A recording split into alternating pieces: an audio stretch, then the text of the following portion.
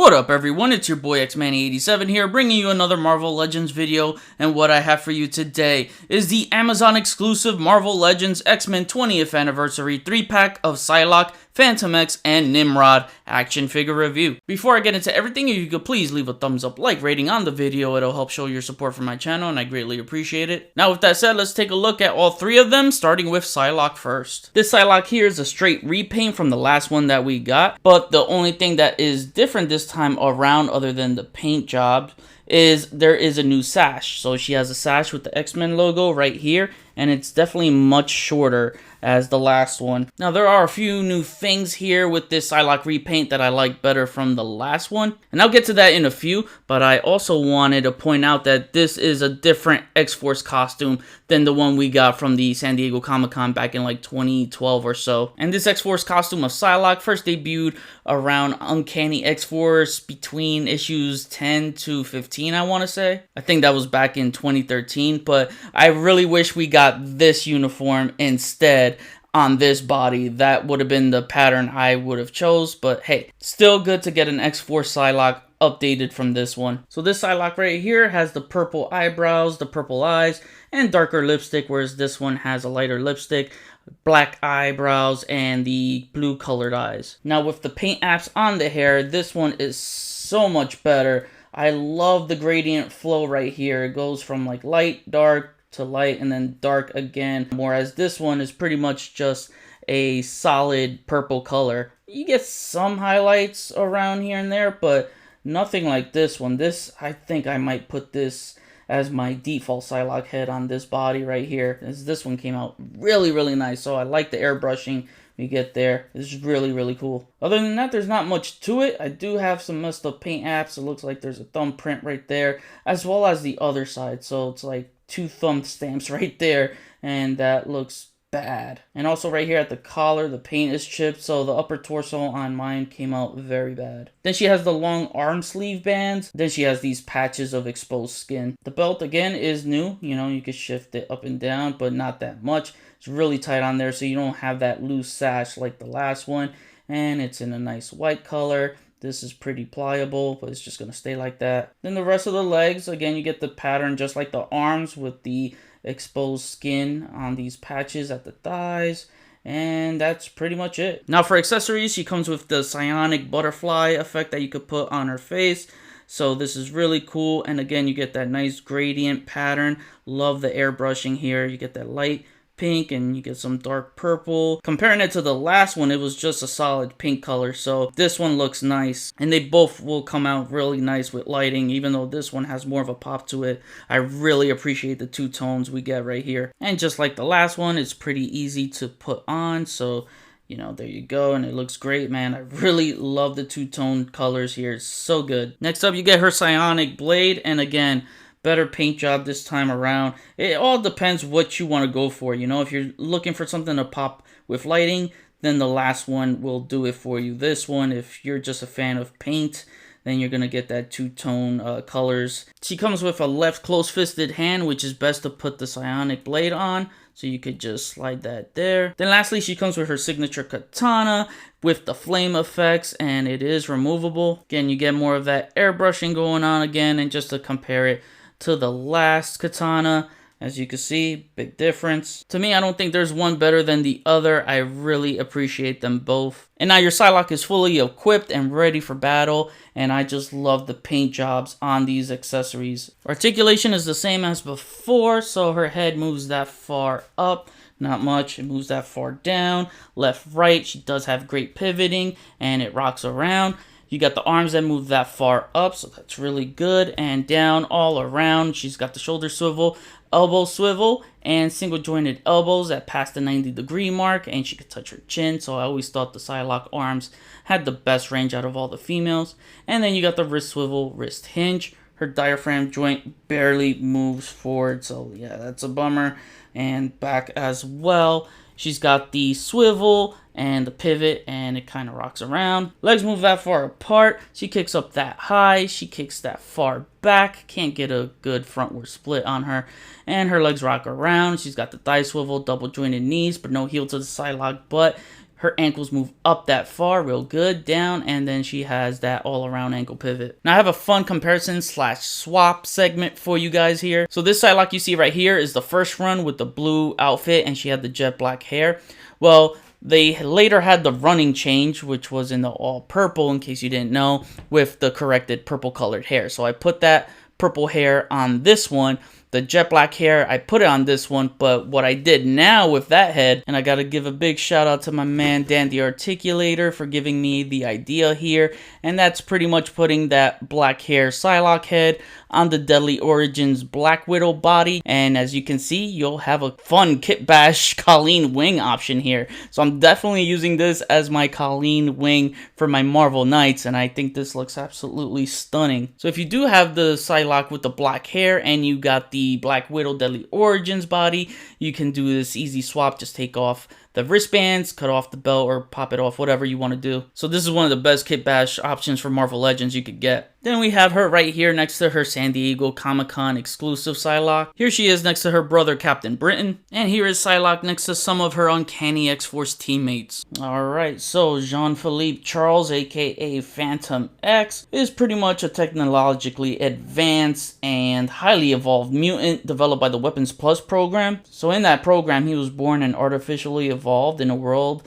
made for like creating super soldiers using Sentinel technology. So he was originally designed as Weapon 13, I believe, and he was actually based off the Italian comic book anti-hero known as Diabolic, so there are a lot of similarities between the two. So he's a highly skilled assassin with weapon mastery and uses all sorts of ammunition. Don't let this costume fool you, man. It might look plain, but it's definitely armored up. He has the ceramic armor, which is basically a carbon fiber polymer suit, so it can withstand bullets, and he has like full mobility and makes his job easier as an assassin. But what's interesting about his face mask, it also has like these blocking ceramics, so if any telepath tries to read his mind, like Jean Grey or Charles, it blocks them. So pretty badass character. Definitely one you need to complete your X-Force team. So he's on the Bucky Cat mold, and he has the same jacket that Multiple Man and Gambit had, and I hate this jacket just because like if I try to bend this up, it won't stay that way. So if I want to do a cool pose of him dropping down,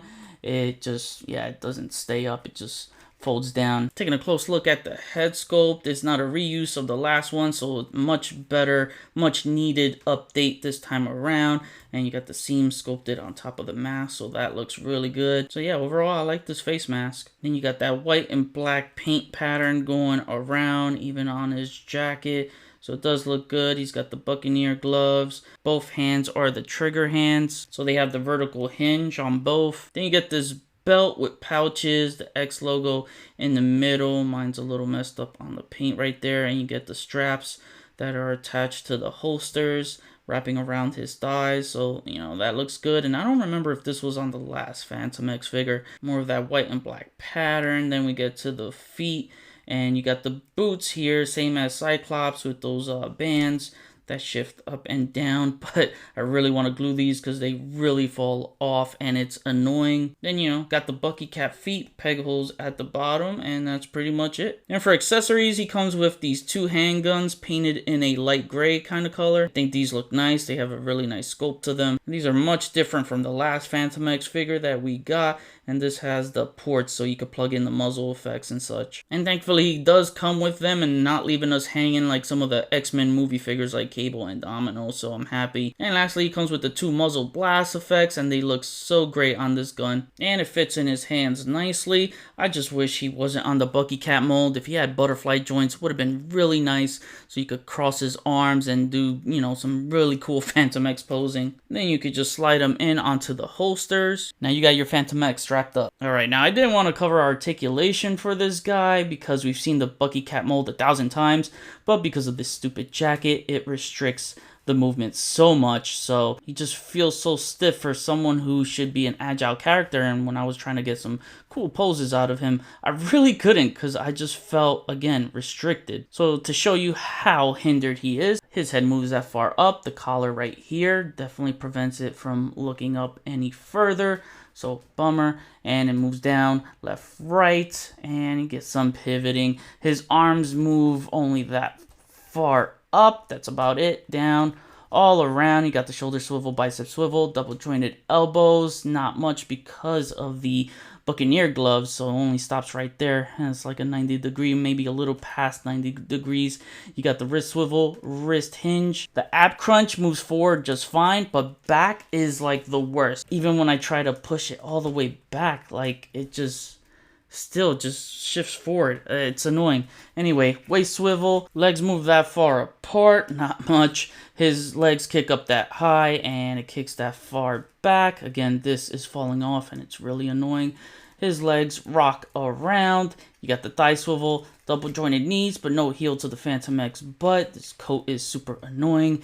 And you have the boot swivel. Ankles move up that far, down that low, and all around ankle pivot. For comparisons, here he is next to Psylocke in the same pack, and this makes sense putting them together since they were both romantically involved with each other during the X-Force run. And to show you how he looks like next to his X-Force teammates, here you go. But now we really need an X-Force Nightcrawler around this team out. Alright, and now for the most anticipated figure out of this set, and one of my most anticipated figures this year, is Nimrod. The sculpt and design to this figure is absolutely amazing. So for those of you that don't know Nimrod, he's basically the most advanced Sentinel from Earth 811, which is the Days of the Future Past timeline. He's one of the most powerful and biggest X-Men threats there is in X-Men lore. And besides being powerful strength-wise, he has a self-repair program which allows him to survive heavy damage, so he can restore himself on a molecular level. And just like Sentinels, his body contains advanced computer systems to detect mutants and humans. And one of my favorites of his power says that he can adapt his form and abilities to those of his opponents. So he actively works on countermeasures, always learning from previous encounters. He uses concussive, plasma, and disintegration blasts to incapacitate opponents in battle, and other cool powers like gravity control, force fields, phasing, cloak abilities, and he can even time travel. It's hard to kill this guy. One of his biggest weaknesses would be elemental powers, such as Thor's lightning and extreme freezing temperatures. He definitely had a relation to the 90s X-Force team growing up reading that book. That was such a great run,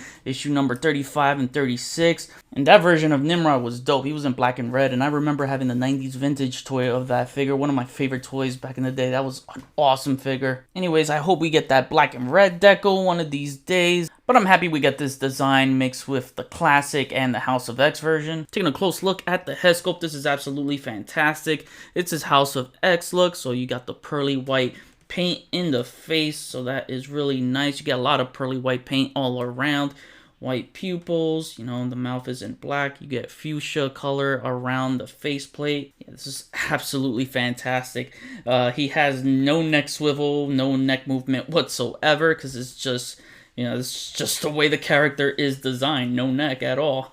Looking at the rest of the body, they absolutely nailed the look of the character. This is absolutely beautiful. You get a lot of the trimming of the fuchsia or magenta-like color. You'll see that a lot going around. You got the shoulder pads right here, which are pliable, and they are attached to the shoulder socket, so they will move around with the arm. That is really, really good. You know, as a big guy, he's going to be hindered a lot, so it's good that they give you more mobility in this area. You get this upside down pyramid in a nice translucent pink color, so that looks good. Man, all around, this is just a fabulous freaking sculpt. We got a nice painted design pattern on the back, so that looks good. I feel like this area right here should have been painted to keep up with the rest of the painted design. Man, this guy is absolutely massive. Turn around. You know, you got the legs right here. This is an all-new scope we're looking at. None of this stuff was reused. The legs look great. You get more of that painted trimming along the legs. And as for the back, and not on the thighs, but you do get them right here on the bottom of the boots. When you get up close to this figure, there's a lot of marbling going on, so it does look like a big pile of shampoo. So it's got a lot of that shampoo swirls going around. But from afar, it doesn't bother me. It's not really noticeable. Then you get these blocky looking knees, and then you get these really heavy boots, man. I mean, this guy is really heavy, and more of that trimming colored pattern at the toes. Then you do get sculpting at the bottom of the feet, which I really appreciate. Now for accessories, he comes with a bunch of fun accessories. So the first one up is the classic alternate head. So we're just going to pop this one off. Then you put the classic head on until you hear that pop. So if you want to display a classic looking Nimrod with your classic X-Men, then this is the best one to go with. It is a different sculpt from this one, as you can see. It's a little more blocky on the nose. Yeah, I like the paint inside. You get black around the mouth, black around the eyes, the white pupils, and then you have some of that trimming going around the faceplate, so that looks good. And both heads have that design pattern on the back of the heads to keep up with the design on the back. He comes with 4 interchangeable hands. The first 2 you're looking at right here are the closed-fisted hands. And the other 2 are these 2 opened hands. And I gotta say, it looks like articulated fingers could have been doable for this. Like, just looking at the sculpt of the fingers, you know, like the hinges could have been right there. It definitely would have been doable in my opinion. But that's okay, less joints to worry about breaking. Next up, he has these 2 plasma blast effects, and they capture light really nice. Nice pink color. You got the blast rings going around this, so I appreciate that, and it's very pliable. It's not removable though. And at the ends you got these 2 pegs right here, so what you're gonna do is just plug them into the ports on those open hands, and this looks absolutely phenomenal. I had fun taking pics with these effects. They are very nice. Then lastly, you get these wings that'll attach to his back, and it kind of resembles a dragonfly. Has a cool look to it. Nice translucent magenta color. So the way you're gonna plug this in is he has these 2 ports right here, so you're just gonna match that up and plug that in, and wow, that looks great. So if you want your Nimrod taking flight in your display, well, this is a great display piece to add onto your shelf. So now you got this nice House of X, Powers of X look going on, and just like in the comic, he is seen with a skull, so you could grab the skull from Apocalypse and put it on like that for a nice recreation of that scene. I'm not going to spoil it if you haven't read it, but I thought this would be a cool touch. So if you want to add some more dynamic to your classic Nimrod on your classic X-Men display and give him some sort of aura, you can grab the back piece from Songbird and just plug it into the top portion of the ports, and boom, there you go. So I tried this out in one of my photos, so I think this looks good. Now to cover articulation, just keep in mind that this is one of those big bulky figures, so you're not gonna get a lot in terms of range. If you expect them to move like Spider-Man, it's not gonna happen. But if you already know what to expect, then it shouldn't bother you. So his arms move that far up. The shoulder piece is pliable, so this is as far as it'll go, and you can move it down all around. You got the shoulder swivel, you got the bicep swivel, you got the single jointed elbow. So again, he's big and bulky, but that's not that bad. It's close to 90 degrees. And he has the wrist swivel and the wrist hinge. Diaphragm joint that moves that far forward and that far back. You got the upper torso swivel, it pivots and it rocks around. Legs only move that far apart. They kick up that high and it moves that far back. Oh yeah, that's about it. His legs rock around slightly. You got a thigh swivel and then double jointed knees and heel to the back. Look at that. And then his ankles barely move up. They barely move down, and he does have ankle pivot very slightly, but just the way the boots are made right here, it's not going to be that much range. But you'll still be able to plant the feet down for some wide stance posing. Now let's start comparisons off right. Since Nimrod is from the Days of Future Past timeline, here he is next to the Amazon exclusive Days of Future Past Wolverine. Being that Nimrod is an advanced Sentinel, here he is next to another Amazon exclusive, the Days of Future Past regular Sentinel. Here he is next to the Apocalypse Bath. He stands taller than Apocalypse, measuring a little over the 8-inch mark. Finally, here he is next to his fellow 3-pack mates, Psylocke and Fantomex. Now for my on the shelf segment, here is the X-Force Psylocke and Fantomex in my X-Force display. So that's looking good with all of them lined up. And I put the classic Nimrod with my classic X-Men villains shelf, a spot much needed to be fulfilled. I'm hoping to get another Nimrod to display his House of X look so that when next year's House of X wave comes out, I can start rounding out House of X characters in this display, since this is my alternate X-Men shelf. And now to wrap things up, I'm going to rate them individually, starting with Psylocke. Unfortunately, the paint apps on my torso are absolutely horrendous.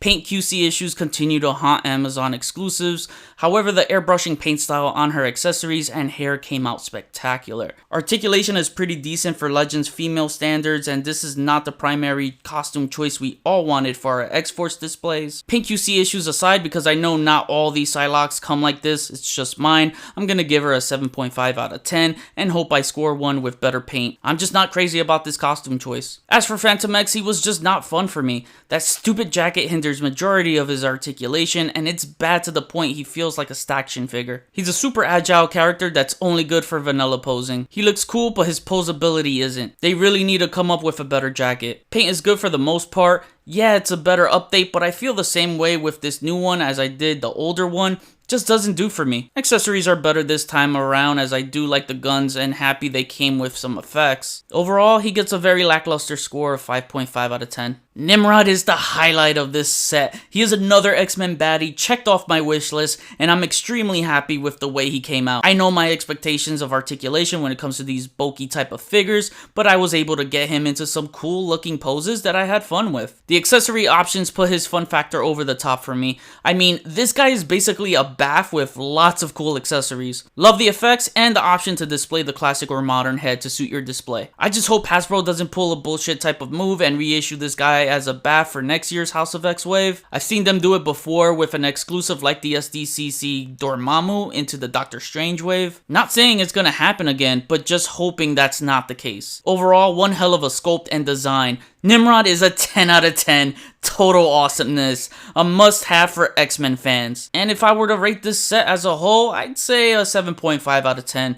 For the $80 price point, Nimrod is worth it alone. Again, this guy is basically a bath, and if you think about it, for those collectors who don't buy full waves and normally buy baths loose, the price range is mostly between 80 or under to 100 or a little over, give or take. They can always sell the other two figures if they don't need it and make out with a little more cash. If you're on the fence and catch this on a sale price, then go for it. Whatever way you can get Nimrod, cop it. He's totally worth it. So now I kick it back to you guys. What do you guys think of this 3-pack? Who would you like to see in the next X-Men 3-pack? Rounding out the Brotherhood with Toad, Avalanche, and Blob would be epic. That was my review. Please follow me on Instagram if you haven't already. Link is in the description below. Check out my website, xman87.com, to view my photo gallery and merchandise. Hit the notification bell so you always know when my videos are up. Share and subscribe if you're new. Enjoy the pics at the end of the video. See you on the next review. Peace, peace.